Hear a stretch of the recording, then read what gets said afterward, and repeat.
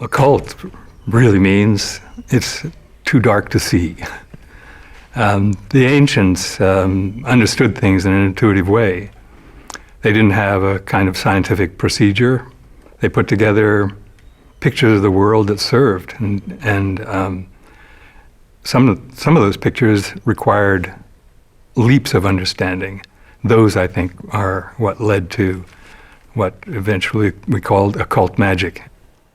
Occult used to be sort of a pejorative term. And so part of the challenge is to separate the meaning of the word from the affect and attitude that gets thrown around with it. Because occultists, whether they were priests or shamans or belonged to this or that strain, have protected their franchise by not really letting it be known what they were up to and by mystifying. And this is, I think, you see this with people in every profession, that they have a need to boundary what they're doing and keep some out and keep some in. So that mystique that has grown up around the concept of occult is now part of the problem, where I think the concept itself of occultism just represents certain practices and certain teachings that a particular strain of people would be involved in as a part of their work. The occult can mean different things to different people. For the people that practice the occult, it's a way of self-realization, self-enlightenment, self-improvement. For the people that react to the occult, it can mean very different things to different people. There are some people that accept the occult, and other people are just afraid of it. In our country, the occult has a lot of negative connotations. We are afraid of things that are different, things that are foreign. In the long stretch of history, occultists, people who we would think of as practicing occult arts, people who are trying to divine the future, people who are trying to find water through mystical means, people who are trying to bring about physical change in the universe through mystical means, people who are trying to develop self-knowledge and understanding of mortality and immortality. People who were doing these things were tending to do them in secret. They were tending to do them passed on among secret brotherhoods and organizations, because these are very powerful and dangerous ideas, dangerous to status quo, dangerous to the ideas of institutionalized religion. So there's an element of underground secrecy associated with some of these themes. Once they can come out into the open, when we now describe the history, for example, of the Enlightenment, we leave out this very interesting trend. So that when you look at what happened in the Crusades and the Renaissance, we think of crusaders, or we're taught that crusaders went back to the Middle East, where they rediscovered the art and science of ancient Rome and Greece that was still kept alive in the Middle East, and brought that back to Europe and triggered the Renaissance. Well, there's a third shadowy part of what crusaders brought back to Europe, which included the mystical tradition. And so you see, alongside the Renaissance and the Enlightenment, these movements to get interested in Kabbalah and to get interested in numerology and the tarot, and ways to express non-verbal, non-quantifiable human knowledge. And that becomes very influential on Shakespeare. It becomes very influential on Elizabethan England. And ultimately, in the Enlightenment, you have people like Voltaire, like Benjamin Franklin, very interested in these darker arts. This is a great time to be an occultist, because there's a lot of literature that is available today for the first time ever in history And a lot of what magicians will do is to go back and try to understand traditions of the past, to not so much duplicate what's going on, but to understand the approach and the philosophy and to see if that can be translated into modern practice. And since we've seen the passing of great thinkers like H.P. Blavatsky and Aleister Crowley, there have been literature. We've had the Gnostic texts from the Nag Hammadi Library were discovered in 1945. In the past 30 years, there's just been a tremendous amount of literature on the Kabbalah that's come forth, and we have great thinkers in that area like Moshe Idel and Eric Wolfson. You have great scholars looking at Hindu Tantra for the first time in a real scholarly way as well. David Gordon White is just a great example of that.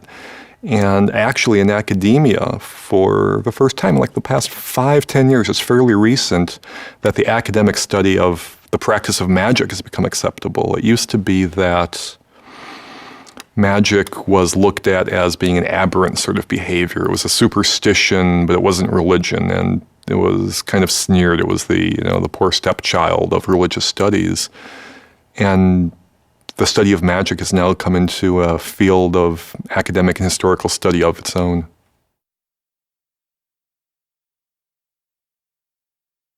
Divination is the attempt to read the mind of God. And there are many different ways of doing that. You can do it astrologically. You can study the stars. The stars are either gods themselves or they reflect the mind of God. The ancient Babylonians would read the inner organs or the entrails of small animals. And the assumption there was that you can look at the animal and you can, because the animal's body encodes the cosmos. The animal's body is the cosmos, the universe in miniature. And so if you see something askew in the animal's body, that forebodes possibly disaster in the macrocosm or in the cosmos itself. The Babylonian temple culture was 5,000 years, 6,000 years BC, and didn't actually disintegrate. Babylon wasn't actually fully conquered until just about, they say 60 years BC was the final trashing of the city. And these were city-states, so it's not like Babylon was the capital of a region. Babylon was the epicenter of a culture. So these star temples were tenanted with priests whose gifts were, like some of them would be laying on their backs all night watching the heavens, taking notations on these little clay tablets, which would then be baked and put in the basement.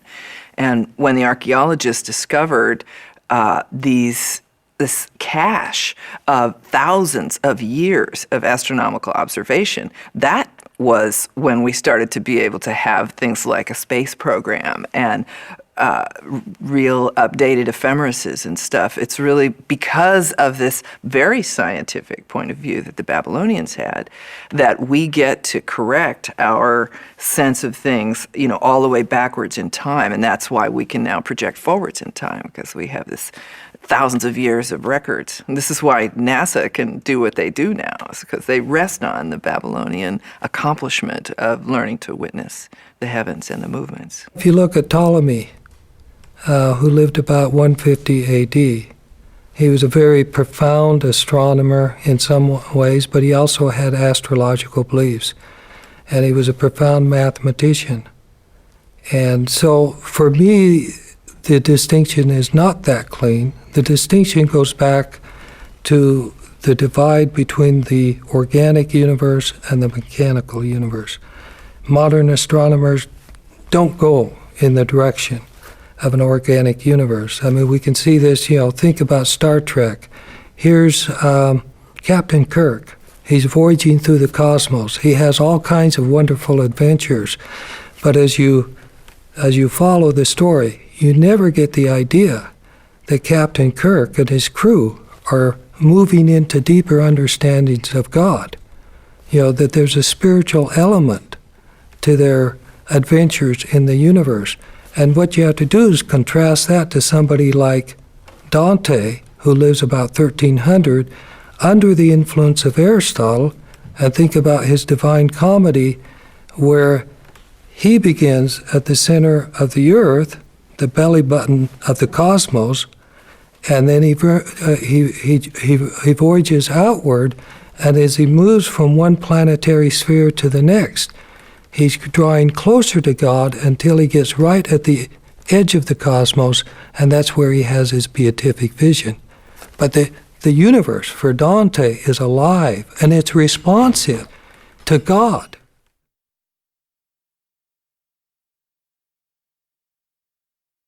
The Egyptians had many gods, and that meant that you had many things that you potentially would want to say to the gods. So the Egyptians were probably the first and best makers of signs and sayings and things that needed to be used in different ceremonies.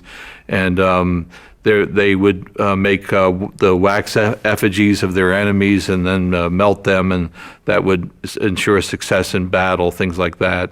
So, and which is a sort of a form of direct action. But I believe that the distinction there would be that they would be imploring the gods to do the bidding of the practitioner.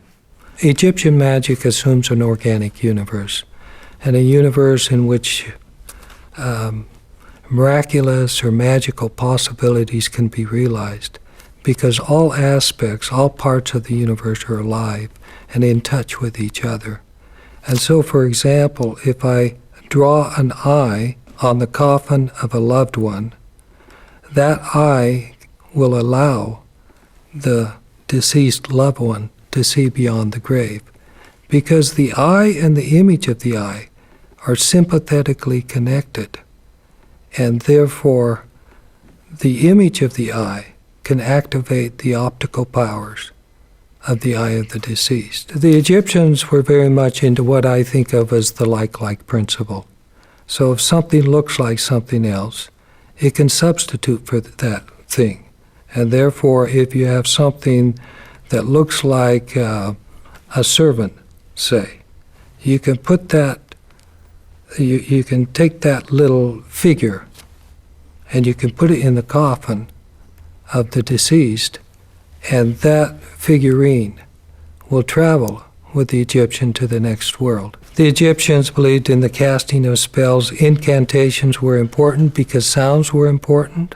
They weren't just arbitrary noises that we make, but the sounds correspond to the reality. The sound for mouse is not just an arbitrary label. It's something that has been stamped upon the mouse by cosmic forces, and therefore if I utter the word mouse in a particular magical setting, that pronunciation, that utterance, will have an immediate effect upon the mouse.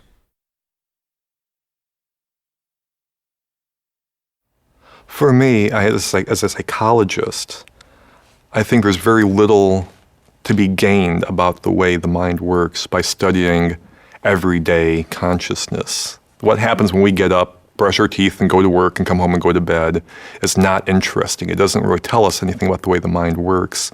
It's when we look at unexpected things that happen, and that's when things like the experiments of Anton Mesmer come into place. That's when we look at what happens when you meditate.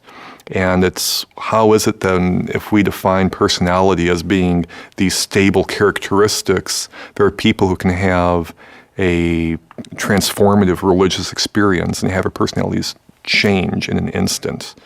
Those are things that psychology isn't so good at explaining, and those are the answers that are really enlightening. And that's why, for me, the study of magic and the sorts of states of mind that go with them are really important to understanding human psychology. Lucid dreaming is yet another extension of the same idea that we can learn more about who we are by looking at altered states of consciousness different from our ordinary ongoing day-to-day. The shamans in most cultures have always thought that dreams are terribly important. There are some cultures where nobody starts a day without reporting and discussing and interpreting the dreams they've had in the past night. They wouldn't think of proceeding through the day without trying to capture the wisdom given to them in this altered state of consciousness, dreaming. The mystical idea that we're dreaming our own reality, or as one might say, that we create our own reality, would seem to correspond to at least some of the ideas of quantum mechanics. And of course, that is inherited by string theory because string theory is a quantum theory and it has all of the properties of quantum theories. That, again, is something that we don't know for sure because we haven't figured out how to make experimental tests of these different philosophical interpretations of quantum theory. Collectively, we need each other. There are things other people can do that I can't, or I can do that other people can't. So we all need to become the best person that we possibly could, not only for ourselves, but for our fellow human beings. And that's where the collective mind comes in. The collective mind helps the individual mind to evolve, to take the next step. And we're all in the process of being at one stage of development with the potential to go to the next stage of development.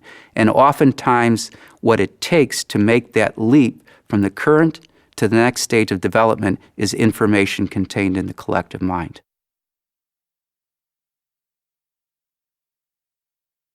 Pythagoras is important for a number of reasons, but principally, we remember him for the genesis of the idea that the world is founded upon mathematical principles. Numbers are the basic constituents of reality.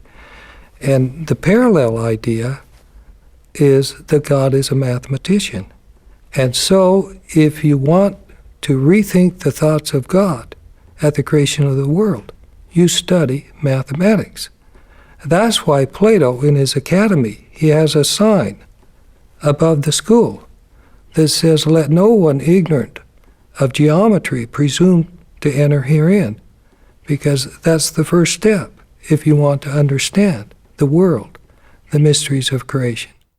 After Newton's seminal work on light, he had developed such a tremendous reputation that people found it difficult to argue against his ideas. But at the same time, scientists like Huygens and Young had studied the properties of light and discovered that it did certain things that you can only explain if light is a wave. It diffracts, it undergoes interference, and so by a century or so after Newton, the conventional wisdom was that light is a wave, and that's all it is. In the late 19th century, however, people were scratching their heads over the photoelectric effect, as it's called.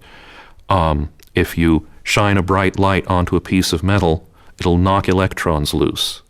And the wave theory was simply not accounting for the details of how that happened. Then came Einstein in 1905 and was able to account for the photoelectric effect perfectly by saying that when light interacts with the metal, it comes in discrete bundles of energy that depend only on the frequency of the light and not its intensity. So it's still a wave. I mean, frequency is fundamentally a wave concept, but it's acting like a particle. There's this lump of X amount of energy, and you can't have either more or less at a given frequency. The notion of wave-particle duality is basically that quantum objects, including photons, which are the particles of light that Einstein identified, will behave like waves or like particles according to the nature of the observation you're making. If you set up something that looks at wave propagation, light behaves like a wave. It diffracts.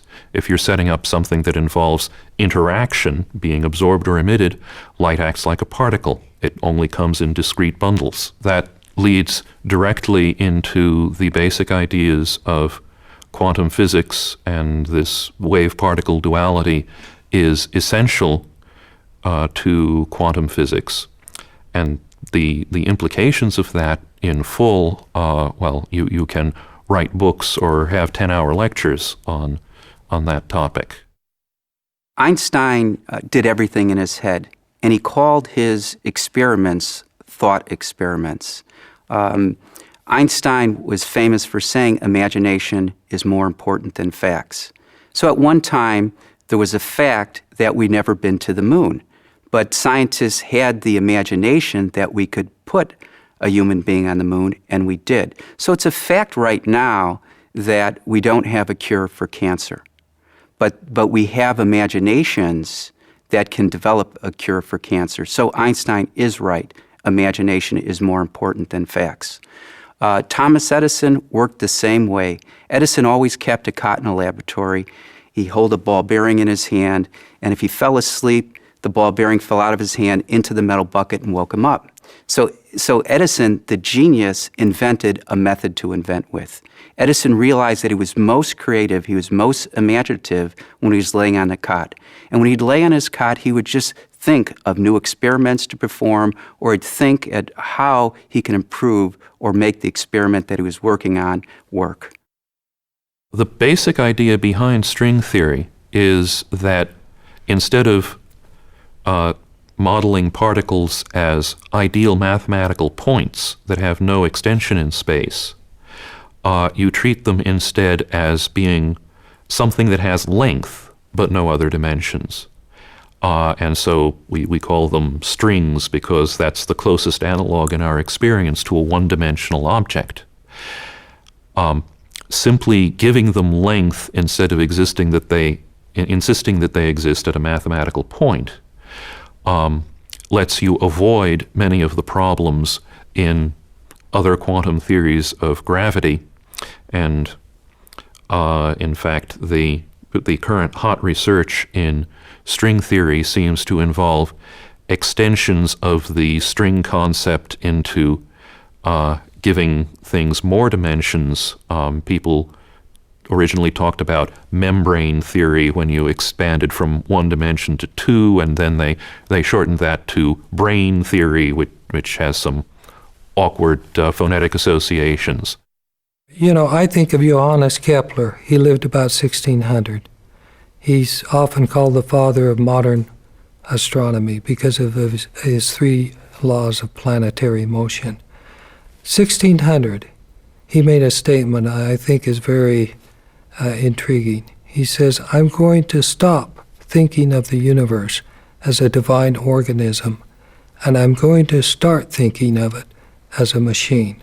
He lives right on the cusp, right on the balance point, and he selects a metaphor, the machine universe, the clockwork universe, to replace an older metaphor, the organic universe. And now most of us, or I should say in the wake of Kepler and Galileo and Newton, most of us just think naturally in terms of a mechanical universe. And I think there's a reaction to this on the part of New Age believers. They don't want a mechanical universe because a mechanical universe is a lifeless universe. It's a cold, uncaring, impersonal universe. And what they want is a universe that cares about what you and I care about. If you look at the new physics, the Einsteinian space-time manifold, he would argue there is no beginning. Our asking the question is flawed. There was a Big Bang. What was before the Big Bang is a bit like asking, there is the North Pole, but what is further north than the North Pole? It's a kind of misconception that there must be something further north. And in fact, you cannot ask that question. It's a meaningless question. Likewise, asking what was before the Big Bang may be in a sense a meaningless question once you understand the whole picture. That may be true. And if you don't know how to answer it, of course, you seek refuge in religious belief. You say, well, before that, there must be God or whatever, But that alone doesn't force me to abandon science and say there is something beyond this universe and so on and so forth.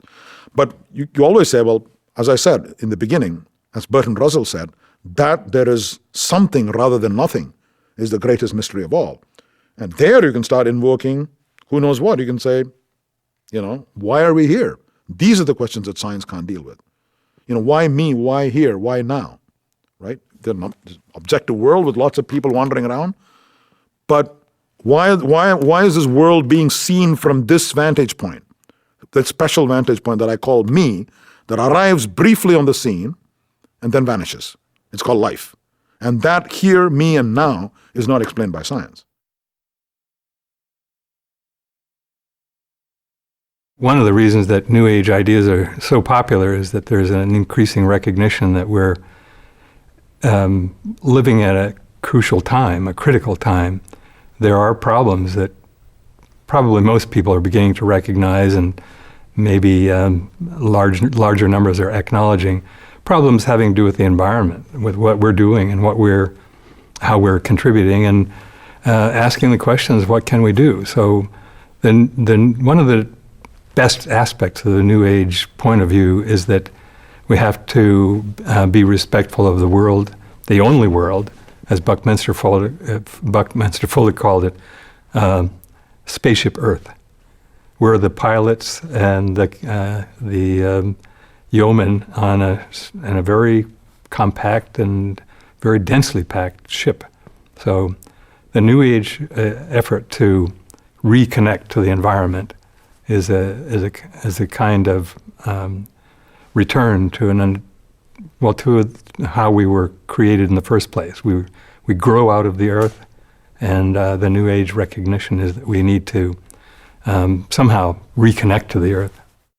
In the 21st century, we live in a time that is overly materialistic, overly vulgar in our culture, overly technological.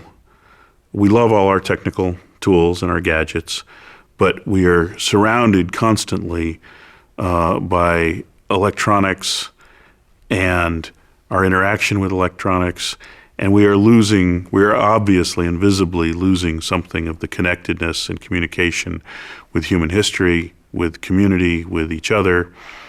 And in this world that's getting so big, it's no longer that you know your neighbor and you live in towns and tribes and villages. We live in these very, very ultra-sophisticated modern societies where we've been deracinated from our human roots, where we're surrounded by material wealth and technology, and we feel like we've lost something. We've lost that connectedness. We've lost the understanding of our human roots. And a lot of the interest in New Age ideas and a lot of the look back to ancient ideas stems from that desire to reconnect with that history and to make us feel more whole, more spiritual, more connected, more aware of the passion and meaning of life around us. I don't know that that's successful, but people look in those directions in the hopes of achieving those feelings and those connections in today's world because of the circumstances that we live in.